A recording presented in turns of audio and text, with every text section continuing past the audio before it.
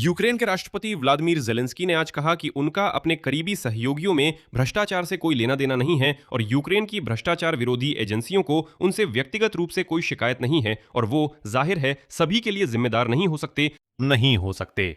उन्होंने बताया कि पूर्व रक्षा मंत्री मिखाइल फेदोरोव ने उन्हें धोखा दिया और यहां तक कि अमेरिका में डोनाल्ड ट्रंप के सामने उन्हें शर्मिंदा भी किया और यहां तक कि सत्ता पर कब्जा करना और युद्ध मंत्री बनना भी चाहा। उन्होंने बताया कि साल के अंत तक यूक्रेन इलाकों के मामले में रूसियों के बराबर हो जाएगा और बराबरी पर आ जाएगा, चाहे इसका मतलब कुछ भी हो। और उन्होंने बताया कि अभी यूक्रेन में चुनाव देश को बर्बाद कर देंगे और इसलिए चुनाव युद्ध के बाद ही होंगे और कुल मिलाकर अभी युद्ध खत्म करना असंभव है क्योंकि कोई भी सहयोगी सुरक्षा की गारंटी नहीं देता और उन्होंने उसे वो विकल्प भी नहीं सुझाया। तो फिर यूक्रेन में चुनाव कैसे कराए जाएं? वे कहते हैं जिन साझेदारों ने ये चुनाव मांगे थे उनमें से किसी ने भी ये नहीं समझाया कि इन्हें कैसे कराना है। राष्ट्रपति जेलेंस्की ने वफादार मीडिया के लिए एक बंद प्रेस कॉन्फ्रेंस की और वहां सबसे तीखे सवालों के जवाब ऑफ द रिकॉर्ड यानी रिकॉर्डिंग के बिना दिए।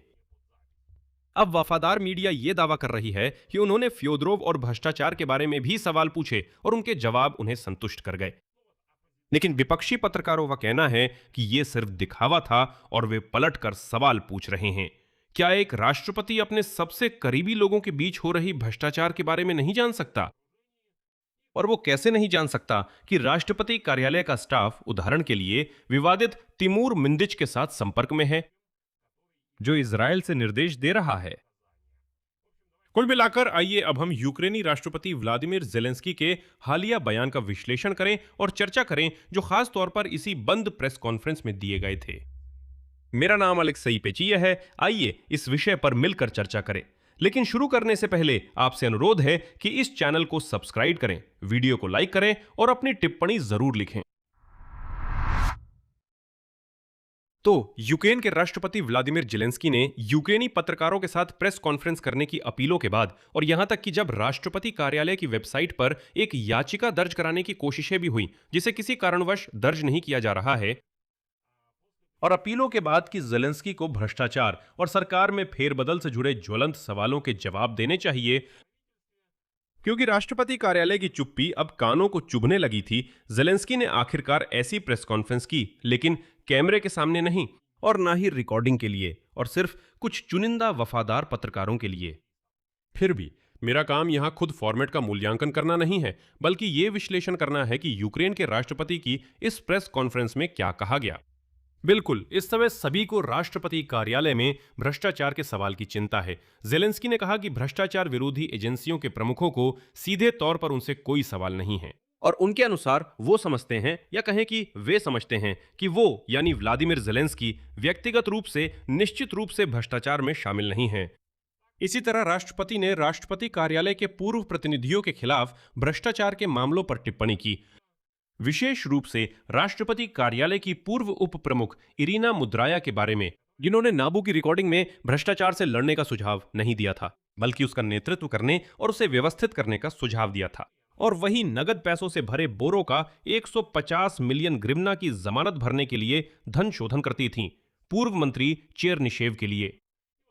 और व्लादिमीर जेलेंस्की के अनुसार उनके पास इन मामलों के बारे में कोई अतिरिक्त जानकारी नहीं है जो सार्वजनिक रूप से उपलब्ध नहीं है, यानी उन्हें कुछ नहीं पता था, कुछ नहीं देखा और इस सब में उनके पास जोड़ने के लिए कुछ भी नहीं है। आगे जेलेंस्की का उद्धरण, उसे बर्खास्त करने के लिए पर्याप्त विवरण थे। मैंने वास्तव में आपके साथ ही कुछ बातचीतें सुनी थीं कुछ कार्यों के बारे में, असली या संभावित, अभी इस पर चर्चा करना उचित नहीं है।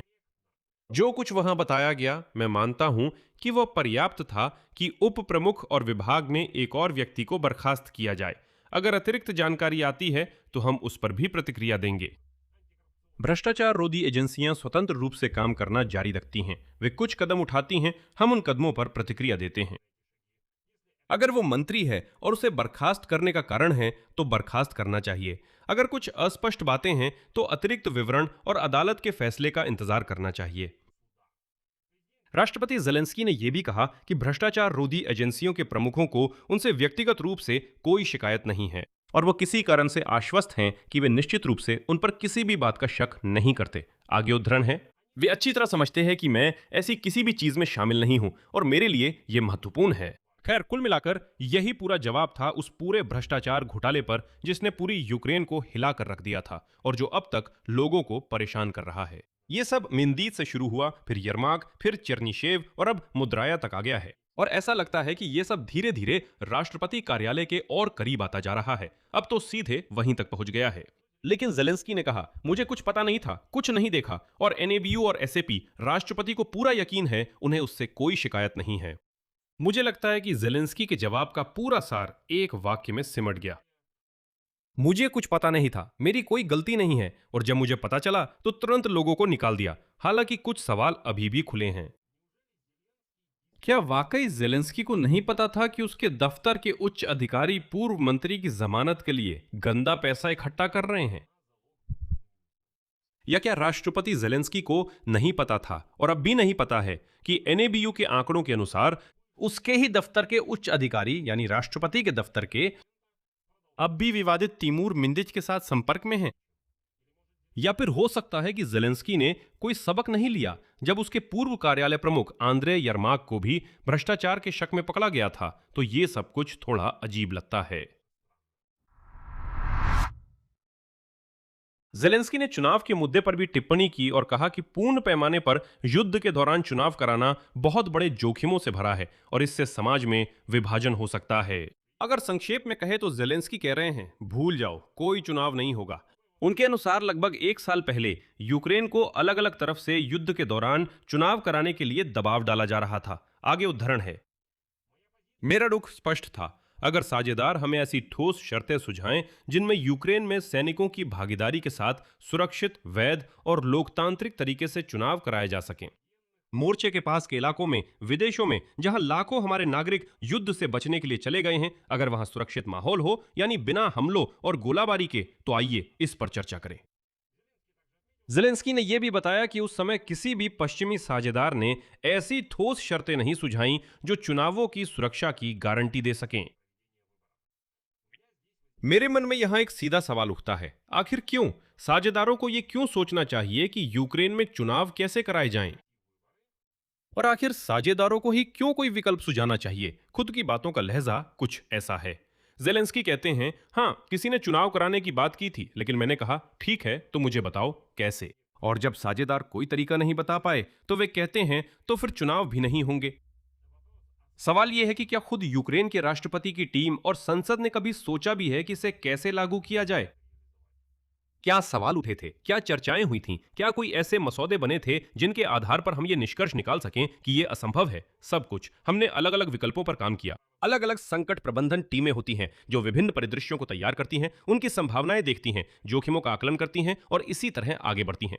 और अंत में वे कहते हैं, सुनिए, हमने इतना व्यापक काम किया है और हम इस नतीजे पर पहुंचते हैं कि नहीं, ये असंभव है। समाज के सामने सवाल पूरी तरह से खत्म हो जाता। यहां यह समझना जरूरी है कि सभी अच्छी तरह जानते हैं कि चुनाव कराना खतरनाक है, लेकिन यह काम किया ही नहीं गया और आखिरकार जेलेंस्की ने साफ जवाब दिया, वो किसी भी तरह के चुनाव नहीं चाहते, उनका मकसद बिल्कुल अलग है। आगे उनकी बातों का हवाला है। मेरा मानना है कि ऐसी जंग के हालात में चुनाव कराना बहुत बड़ा जोखिम है। अभी चुनाव कराना देश के लिए एक सुनामी जैसा होगा जो यूक्रेन को बांट देगा। इसलिए मेरी रणनीति है कि देश को युद्ध के अंत तक ले जाया जाए और एक स्वतंत्र और संप्रभु राष्ट्र को बचाया जाए, और मैं इसी पर अमल कर रहा हूं। एक अलग सवाल है, यह पूर्व रक्षा मंत्री मिखाइल फेदोरोव के साथ टकराव है। हां, बिल्कुल टकराव है। राष्ट्रपति जेलेंस्की ने बताया कि रक्षा मंत्रालय से फेदोरोव को हटाने के बाद उन्होंने 4 बार उन्हें टीम में आगे काम करने के लिए अलग अलग तरीके पेश किए, लेकिन उन्होंने मना कर दिया। उद्धरण, आमतौर पर मैं किसी को काम का प्रस्ताव देने के लिए 4 बार नहीं मिलता क्योंकि मुझे लगता है कि यह व्यावहारिक नहीं है, लेकिन इस मामले में मैंने ऐसा किया क्योंकि हमारे अच्छे और लंबे संबंध रहे हैं। वैसे ये वही बात है जो खुद फ्योदरोव ने भी कही थी कि किसी पद पर नियुक्ति के मामले में निष्ठा की अहमियत योग्यता से कहीं ज्यादा होती है। और अब जेलेंस्की कहते हैं कि हमारे अच्छे और लंबे संबंध थे, इसलिए मैंने फ्योदरोव को 4 बार कोई न कोई प्रस्ताव दिया। देखिए, राष्ट्रपति ने भरोसा दिलाया कि वो खुद पूर्व मंत्री के प्रति अच्छा रवैया रखते हैं, लेकिन उन्हें यकीन है कि वो गलत रास्ते पर चले गए। उद्धरण, और सच में मैं मिखाइल के प्रति बहुत सकारात्मक था और हूं। हमने बहुत कुछ साथ में झेला है, लेकिन मुझे लगता है कि वो खुद गलत चीजों की ओर जा रहे हैं या उन्हें कोई गलत दिशा में धकेल रहा है। किस चीज की ओर जेलेंस्की ने स्पष्ट नहीं किया, लेकिन उन्होंने ये जरूर बताया कि मिखाइल फेदोरोव ने कथित तौर पर युद्ध मंत्रालय बनाना चाहा था ताकि पूरी तरह से सत्ता अपने हाथ में ले सकें, लेकिन राष्ट्रपति ने तुरंत कह दिया कि ऐसा नहीं होगा। जेलेंस्की ने समझाया कि रक्षा मंत्रालय आपूर्ति के लिए जिम्मेदार है, जबकि सेना का संचालन एक अलग कार्य होना चाहिए जिसे कानून द्वारा निर्धारित किया गया है। उनके अनुसार पहली बातचीत के बाद फेदोरोव ने जवाब दिया कि उन्होंने राष्ट्रपति की बात सुन ली है, लेकिन बाद में उन्होंने उसी लक्ष्य को अप्रत्यक्ष रूप से हासिल करने की कोशिश की। आगे जेलेंस्की का उद्धरण प्रस्तुत है। मैंने उसे शुरुआत में ही फोन किया और कहा, युद्ध मंत्रालय जब कमांडर इन चीफ नहीं है और जनरल स्टाफ का प्रमुख वास्तव में तुम्हारे अधीन है, तो इस प्रस्तुति को भूल जाओ। युद्ध मंत्रालय पर ऐसी एक प्रस्तुति थी। उसने जवाब दिया, मैंने आपकी बात सुन ली है। हालांकि बाद में फेदोरोव ने वही लक्ष्य हासिल करने के लिए दूसरे रास्ते तलाशने शुरू कर दिए। तो मतलब जेलेंस्की ये दावा करते हैं कि मिखाइल फेदोरोव ने किसी चरण पर पूरी सेना की कमान अपने अधीन करने का फैसला किया। असल में कमांडर इन चीफ के पद को हटा देना और अमेरिका के पेंटागन की तरह व्यवस्था लागू करना चाहा। युद्ध मंत्रालय बनाना, जहां एक युद्ध मंत्री होता है और उसके अधीन पूरी सेना की कमान होती है और वहां कोई मुख्य कमांडर नहीं होता, बस जनरल स्टाफ के प्रमुख होते हैं और उससे ज्यादा कुछ नहीं। मतलब ये पूरी तरह से अलग संरचना है और जेलेंस्की के अनुसार फ्योदोरोव ने ऐसी संरचना अपने लिए बनाने की कोशिश की थी। राष्ट्रपति ने विशेष रूप से यूक्रेनी सशस्त्र बलों के कमांडर इन चीफ अलेक्जेंडर सिरस्की की कार्रवाइयों की आलोचनात्मक समीक्षा की। जेलेंस्की के अनुसार सिरस्की रक्षा मंत्रालय की पहलों अपनी ही नौकरशाही का जवाब देते थे और राष्ट्रपति ने ऐसी प्रतिक्रिया को गलत बताया। एक अन्य बातचीत में जेलेंस्की के अनुसार फेदोरोव ने ईमानदारी से 2 लोगों को बर्खास्त करने का सुझाव दिया। उन्होंने कहा, ठीक है, अगर आपको लगता है कि हम आपस में समझ नहीं बना सकते तो एक साथ 2 लोगों को, मुझे और उसे, हटा दे। राष्ट्रपति ने जवाब दिया कि स्टाफ से जुड़े फैसले क्रमबद्ध होंगे। युद्ध के दौरान वे एक ही दिन में रक्षा मंत्री और यूक्रेन सशस्त्र बलों के कमांडर इन चीफ को बर्खास्त नहीं करेंगे। इसके अलावा जेलेंस्की ने बताया कि फेदोरोव ने उन्हें यह विश्वास दिलाया था कि एलॉन मस्क पहले ही यूक्रेन को रूस के ऊपर स्टारलिंक सिस्टम इस्तेमाल करने की अनुमति देने के लिए राजी हो गए हैं और अब सिर्फ डोनाल्ड ट्रंप से अनुमति लेनी बाकी है। लेकिन जेलेंस्की के अनुसार जब उन्होंने ट्रंप से भी यही सवाल किया, उनके अनुसार पता चला कि एलॉन मस्क ने ऐसी कोई अनुमति नहीं दी थी और फेदोरोव ने उन्हें धोखा दिया था, जिससे वे अमेरिकी राष्ट्रपति के सामने शर्मिंदा हो गए। जानते हैं, मुझे व्यक्तिगत रूप से ये एक और प्रेस कॉन्फ्रेंस की याद दिलाता है जो ऑफ द OFRE के फॉर्मेट में नवंबर 2023 में हुई थी। ये मेरे फैसले से पहले की बात है, जब मैं अभी भी कीव में था और ऐसे कार्यक्रमों में भाग लेता था। उस समय जेलेंस्की ने पत्रकारों से कहा था, फिर से उसी फॉर्मेट में जैसे अभी प्रेस कॉन्फ्रेंस हुई, ये एक बंद फॉर्मेट था, कि 2023 के जवाबी आक्रमण की विफलता के लिए व्यक्तिगत रूप से वैलेरी ज़ालुजनी जिम्मेदार हैं, क्योंकि उनकी राय में उन्होंने ये गलत गिन लिया कि आक्रमण के लिए कितनी बख्तरबंद गाड़ियों की जरूरत है। जैसे जेलेंस्की और राष्ट्रपति कार्यालय के स्टाफ की एक अलग सोच थी कि कितनी सैन्य उपकरण चाहिए और कहां भेजनी है, जबकि ज़ालुजनी की सोच अलग थी और ज़ालुजनी ने गलती की, इसलिए वही दोषी हैं। ये अजीब लग रहा था, लेकिन लगभग 3 महीने बाद, जैसा कि आपको याद होगा, जेलेंस्की ने ज़ालुजनी को पद से हटा दिया और उन्हें ब्रिटेन में राजदूत बनाकर भेज दिया। और आखिरी बात, जेलेंस्की ने कहा कि 2026 के अंत तक यूक्रेन को उम्मीद है कि वो उन इलाकों के मामले में बराबरी हासिल कर लेगा जिन्हें रूस ने साल की शुरुआत से कब्जा किया है, और उन इलाकों के साथ जिन्हें यूक्रेन की रक्षा सेनाओं ने आजाद कराया है। राष्ट्रपति के अनुसार 2026 की शुरुआत से रूसी सेना ने डिनिप्र और 990 वर्ग किलोमीटर यूक्रेनी क्षेत्र पर कब्जा कर लिया है। वहीं रक्षा बलों ने 820 वर्ग किलोमीटर क्षेत्र पर फिर से नियंत्रण स्थापित कर लिया है। हालांकि ये अभी स्पष्ट नहीं है कि क्या इससे रूस वार्ता के लिए प्रेरित होगा। और अंत में जेलेंस्की के अनुसार रूस यूक्रेन के डोनबास से हटने की मांग के बिना युद्ध समाप्त करने के लिए तैयार नहीं है। राष्ट्रपति के अनुसार ना तो अमेरिका और ना ही यूरोप अभी ये गारंटी दे सकते हैं कि रूस इसके बाद आगे नहीं बढ़ेगा। ये वार्ता के विकल्पों में से एक है। संयुक्त राज्य अमेरिका और यूरोप के साथ जिस युद्ध विराम पर चर्चा हो रही है, उसमें दोनों पक्षों की आपसी वापसी और एक बफर स्वतंत्र आर्थिक क्षेत्र का निर्माण शामिल है, जो पूरी तरह से किसी तीसरे पक्ष के नियंत्रण में होगा।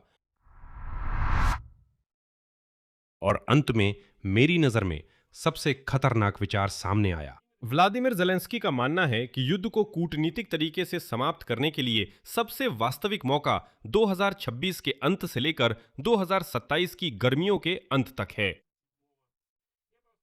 मैं बस याद दिला दूं कि ऐसे मौके हर 6 महीने में आते हैं और हर 6 महीने में इन्हें फिर से अगले 6 महीने के लिए आगे बढ़ा दिया जाता है।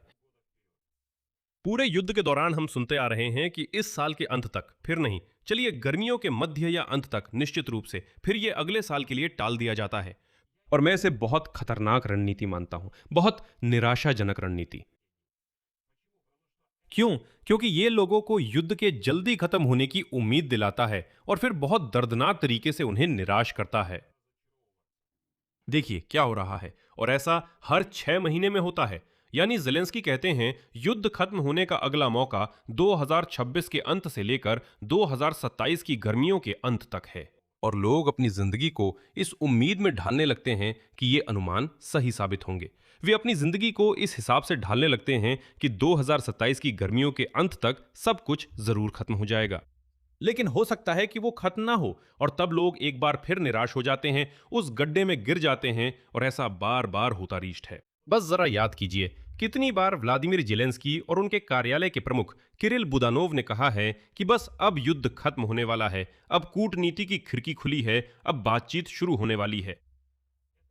ये सच में बहुत खतरनाक है। लोग इस लगातार चलने वाले भ्रम में नहीं जी सकते।